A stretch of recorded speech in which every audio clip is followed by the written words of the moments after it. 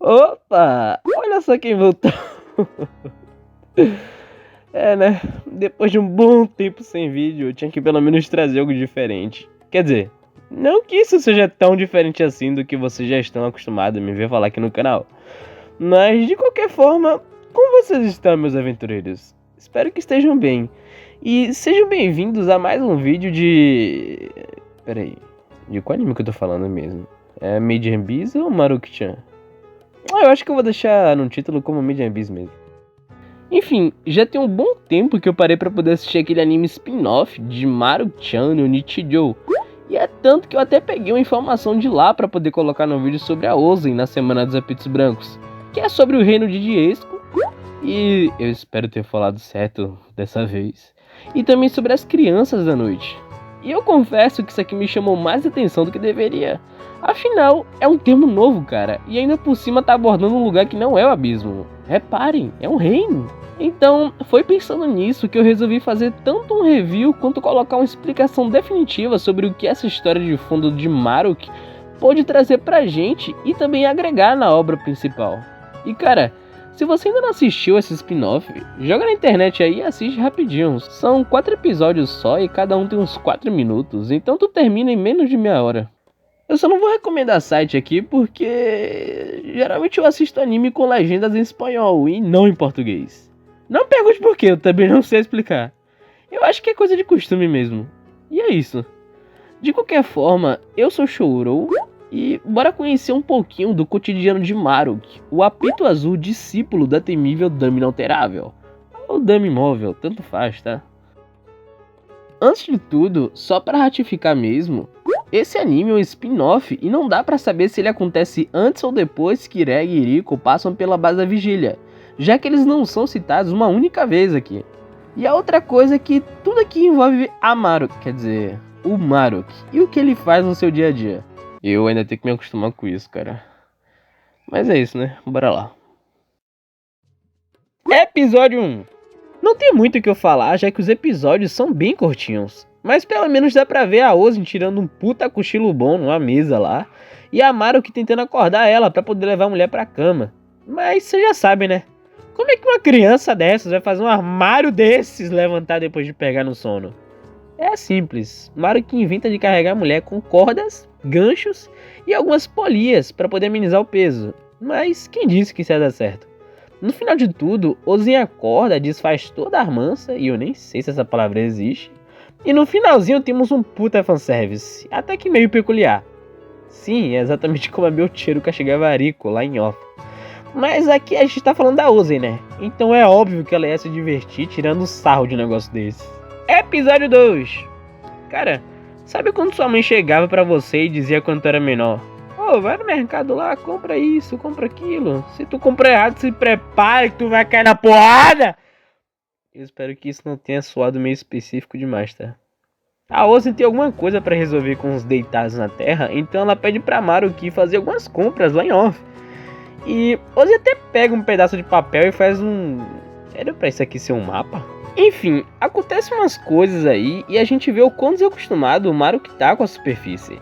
Ele toma um susto com o animal de carga, velho. De carga.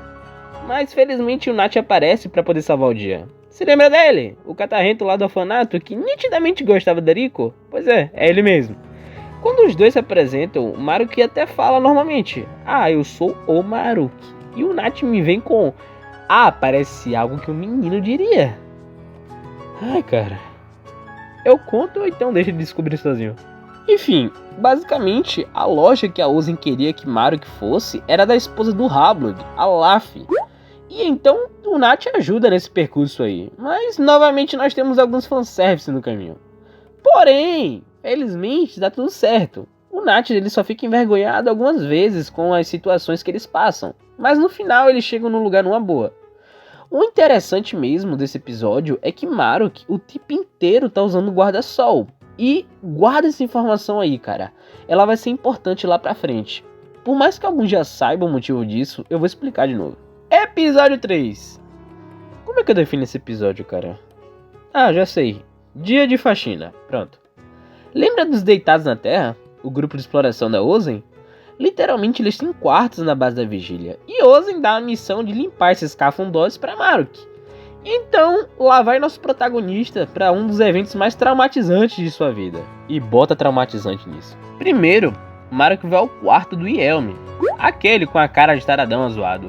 E simplesmente quando a porta daquele lugar é aberta, a gente se depara com isso aqui, cara.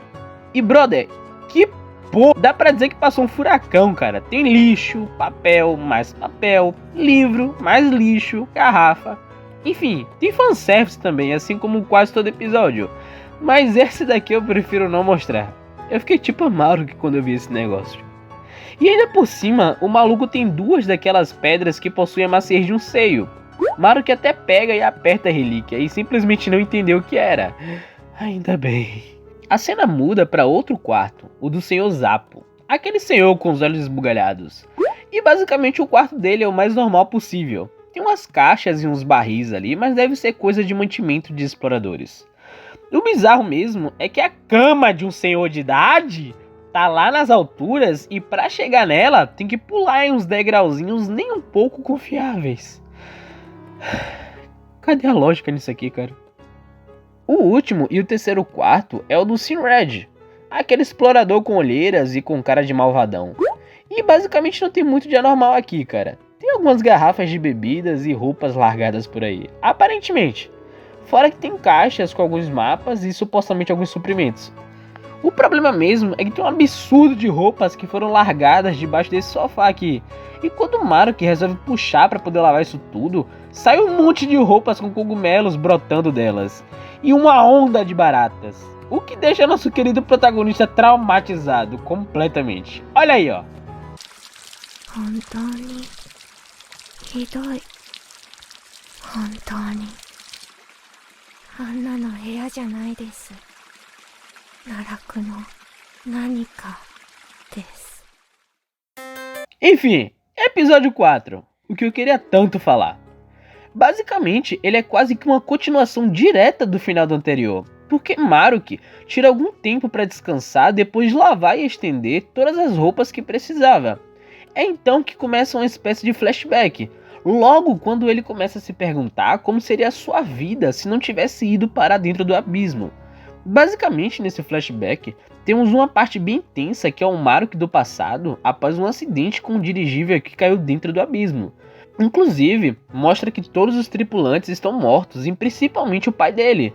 Uma criatura da terceira camada se aproxima e acaba devorando os corpos, só deixando os ossos mesmo. Maruki estava assistindo isso tudo enquanto conseguiu sobreviver à queda dentro de uma espécie de armário. Não dá pra saber exatamente o que é aquele negócio. Mas logo depois, chega Ozen e o seu grupo, os deitados na terra. E então, Ozen percebe a presença de Maruki. E cara, olha como a cunha dos 1000 homens é uma parada ridícula. Ozen simplesmente move as caixas, destroços e até vigas de madeira como se fossem nada. A força dessa mulher é absurda demais, bicho. Abrindo aquele pequeno armário, Ozen se depara com Maruki usando roupas longas e com um semblante bem abatido. Atrás dele tinha até algo que pareceu ter ajudado a amortecer a queda e proteger o nosso protagonista.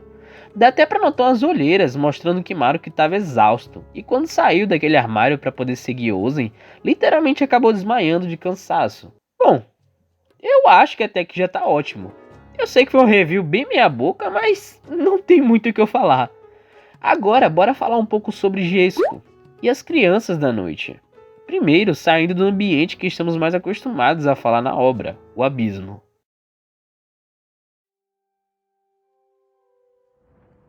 Jesco é um país remoto ocidental que fica na Belusca do Norte, mas eles usavam o mesmo idioma que é usado em Yoff, que fica na Belusca do Sul, e isso foi deixado bem claro pela Ozen, tá? E reparem, eles falam que era um reino, ou seja, muito provavelmente Maruki viveu como parte da realeza de Jesco, antes de viajar para o abismo com seu pai. E é daí que vem aquele termo Crianças das Sombras, já que dentro da família real da galerinha desse reino, existiam essas crianças que por natureza eram sensíveis à luz do sol. E ainda por cima, textos antigos de Jesco dizem que Crianças das Sombras vivem até os 10 anos, e ainda existe uma espécie de profecia ou lenda antiga que dizia que 3000 sóis eliminarão a Criança das Sombras. Curioso, não? E para finalizar, aquela roupa que Maruki aparece usando assim que Ozen a resgata é basicamente chamada de roupa da lua, onde a tendência é que elas sejam feitas para essas crianças que têm uma pele suscetível à luz solar. Notem que Maruki até mesmo usava luvas, botas, uma roupa formal com insígnias e um véu cobrindo a cabeça e as costas. Agora, focando nesse véu, dá pra notar que existe um brasão em cima dele. Então, será que esse era o brasão desse reino? E será que isso indica que Maruki realmente poderia ser alguém de uma família real super importante no outro lado desse mundo? Bom, não dá pra saber com total exatidão, já que o reino de Jesco é outra coisa que foi muito pouco abordado pelo autor. E pra finalizar, eu só quero trazer uma curiosidade aqui, mas que talvez seja pura viagem minha. No volume 1 de Made in Abyss, exatamente lá nas primeiras páginas, quando temos aquela apresentação do abismo, temos exatamente um dirigível sobrevoando a ilha. Mas nesse caso aqui, eu não acho que seja a galerinha de Jesco, mas também não quer dizer que não seja, já que foi dito que essa ilha foi descoberta graças aos exploradores do exterior. Então, dá pra gente tirar duas conclusões aqui. Maruki possivelmente era ou é alguém importantíssimo, já que pertencia a uma família real, e a outra conclusão é que existem reis e grandes reinos no mundo afora, mostrando que o avanço tecnológico e até a formação social do mundo inteiro de Made in Abyss é meio precário de certa forma. Pelo menos é o que eu penso sobre isso tudo. Enfim, esse foi o vídeo. Eu espero realmente que a gente possa ter um aprofundamento sobre o reino de Jesco e até outros países fora da ilha, porque na minha opinião isso melhoraria a noção de mundo que esse mangá ainda precisa enriquecer um pouco mais. Eu vou ficando por aqui, obrigado se vocês ficaram até aqui comigo e até a próxima. Tchau!